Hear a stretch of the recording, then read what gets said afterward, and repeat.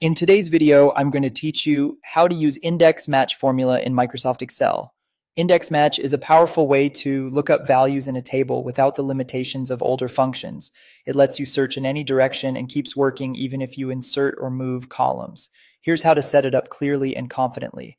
First, open Excel and make sure your data is organized in a clean, tabular structure. Give each column a clear header, keep your rows consistent, and avoid blank rows or merged cells inside the data. You'll want at least two columns, one column that contains the value you'll search for and another column that contains the result you want returned. For example, you might have a product ID column and a price column. Good structure ensures the formula knows exactly where to look and what to return. Next, click the cell where you want your result to appear. This is the output cell that will display the matched value, such as the price for a specific product ID.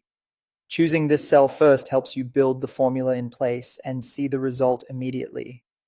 Now start constructing the formula by typing index. Index needs to know the return range first, which is the column that contains the value you want back. Select that entire column or range, then type a comma. At this point, index is waiting for a row number within that range, and that's where match comes in. Type match to begin the lookup. First, choose your lookup value, like the product ID cell you're searching for. Type a comma, then select the lookup range, which is the column that contains those IDs. Type another comma and enter 0 to force an exact match.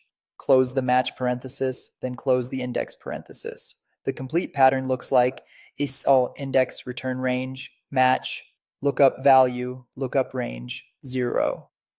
Press enter to see the result. Match finds the position of your lookup value within its column, and index uses that position to return the corresponding item from your return range. If you plan to copy the formula down or across, lock your ranges with absolute references so they don't shift. In most cases, both the return range and the lookup range should cover the same number of rows and be aligned top to bottom. If you see an error, check for typos, extra spaces, or mismatched data types between numbers and text. Also confirm that you used 0 for an exact match and that your ranges are